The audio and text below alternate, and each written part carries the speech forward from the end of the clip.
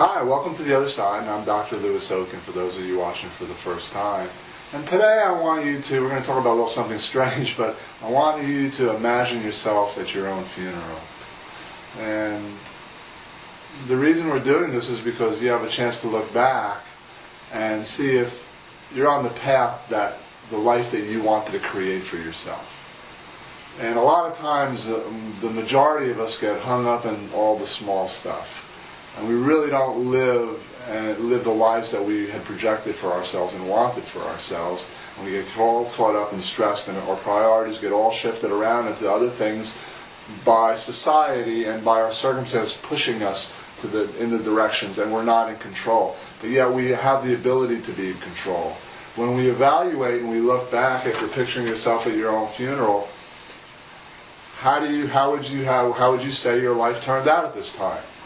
Is it going down to the path that you wanted it to, or did you kind of get veered off a path? And the reason I want you to look at it now is because you still have time to change it. You have time to change the path that you're on by the decisions you make, by not sweating the small stuff, by putting priorities on really the things that whatever it is that you feel are the most important things in your life, be it family, be it relationships, be it all the things that you feel are important in your lives, and not being pushed and moved around by circumstances. So looking back on it, if you had to look back on it today, would you be satisfied with the life that you led? If you're like a lot of us, you're probably saying in a lot of ways, no, there were so many more things I wanted to do, or there's so many more things I wanted to say or share with my friends or my family, or be different at work, or put more effort here or there. Well, you can change that.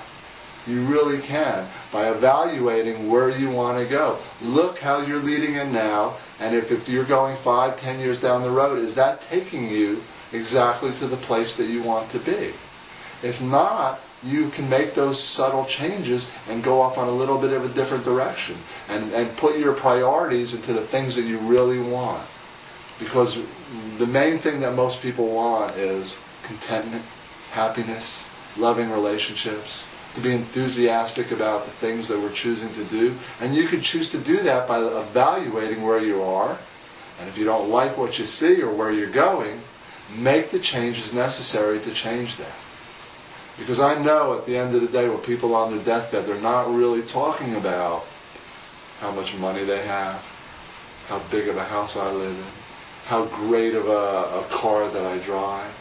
The things that are really going to be impactful to them are the relationships that I have, the people that I love, the things that I've loved doing, that I've enjoyed doing over these years. The quality of life that I've led really doesn't have a lot to do with the material things in it. It has a lot to do with your experiences and the passion that you've shared with other people and the love that you shared with other people. So the reason I wanted to share this, I want you to write your own epitaph. Write your own epitaph. What do you want your life at the end of the day to mean to you and to all those around you? And if you don't like the epitaph today, you could change that by making the changes necessary in your life. Loving more, feeling more, caring more, finding things that make you happy and experiencing them more. So I hope it could be as shocking to you as it is to a lot of people when you look at it and you start saying, okay, what would they say about me today if I passed, if I was gone? What did my life mean? If you don't love it, change it. You can do that. It's better to look back at it now when you still have plenty of time, hopefully plenty of time to change it. Because, one thing that we don't know is we're guaranteed this minute. That's all we're guaranteed. And how we live our lives is how we choose, and it's all the decisions we make, and we are in charge. And I want all of you to be in charge of your lives. Don't be like a leaf blowing in the wind. Be like the tree, steadfast on your beliefs and the things that you want, and move towards those, and don't let things get in your way.